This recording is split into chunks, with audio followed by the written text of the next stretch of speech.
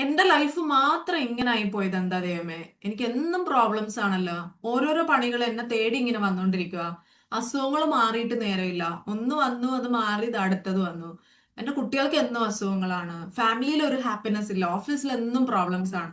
ഇങ്ങനെയാണോ നമ്മുടെ ഓരോ ദിവസത്തെയും ചിന്തകൾ പൊയ്ക്കൊണ്ടിരിക്കുന്നത്? അല്ലെങ്കിൽ ഓരോ ദിവസവും നമ്മുടെ ലൈഫ് ഇങ്ങനെയാണ് പോകുന്നതെങ്കിൽ, do you know one thing?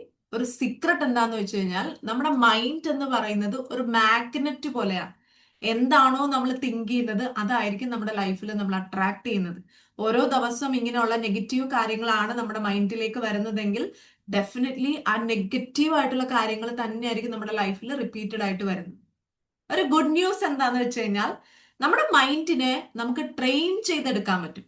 Positive ആയിട്ടുള്ള കാര്യങ്ങൾ കൊണ്ട് നമുക്ക് ട്രെയിൻ ചെയ്തെടുക്കാൻ പറ്റും. എങ്ങനെയാന്ന് വെച്ച് കഴിഞ്ഞാൽ, ഫോർ എക്സാമ്പിൾ, നെഗറ്റീവ് ആയിട്ടുള്ള എന്തെങ്കിലും ഒരു സിറ്റുവേഷൻ നമ്മുടെ ലൈഫിലേക്ക് വരണം.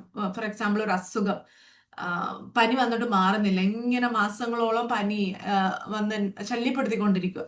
ഇത് വരുന്ന ഒരു സമയത്ത് നമ്മൾ എന്നും അത് തന്നെയല്ലേ പറഞ്ഞത്, എനിക്ക് എന്നും വയ്യ, അസുഖമാണ്, ഇത് തന്നെയാണ് നമ്മൾ പറഞ്ഞുകൊണ്ടിരിക്കുന്നത്. അങ്ങനെയുള്ള തോട്ട്സ് വരുന്ന സമയത്ത് അത് നമ്മുടെ ഉള്ളിൽ നിൽക്കുമ്പോൾ അതെനിക്ക് ഉപകാരപ്രദമാണ്. എന്നും എനിക്ക് പനി തന്നെ വന്നു കഴിഞ്ഞാൽ എനിക്ക് ഹാപ്പിനെസ് ഉണ്ടാവുമോ? ഇല്ല എന്നാണ് നമുക്ക് കിട്ടുന്ന ഉത്തരമെങ്കിൽ ഡെഫിനറ്റ്ലി ആ ചിന്തകളെ റീപ്ലേസ് വിത്ത് പോസിറ്റീവ് തോട്ട്സ്.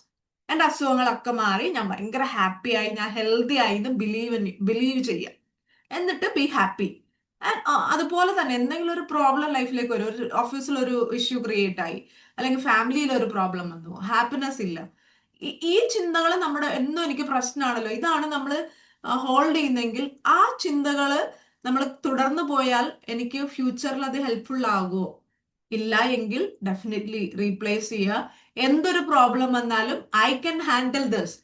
ഞാൻ ധൈര്യത്തോടെ ഇത് ഫേസ് ചെയ്ത് ഞാൻ സോൾവ് ചെയ്യും. ഞാൻ ഓരോ ദിവസവും സ്ട്രോങ്ങർ ആയിട്ട് ഞാൻ വന്നുകൊണ്ടിരിക്കും. ഇങ്ങനെയുള്ള പോസിറ്റീവ് ചിന്തകൾ കൊണ്ട് നമ്മൾ ഫില്ല് ചെയ്യാം. അല്ല എങ്കിൽ നെഗറ്റീവായിട്ട് തന്നെയാണ് നമ്മൾ തിങ്ക് ചെയ്യുന്നതെങ്കിൽ ആ നെഗറ്റിവിറ്റി തന്നെയായിരിക്കും നമ്മൾ അട്രാക്ട് ചെയ്യുന്നത്.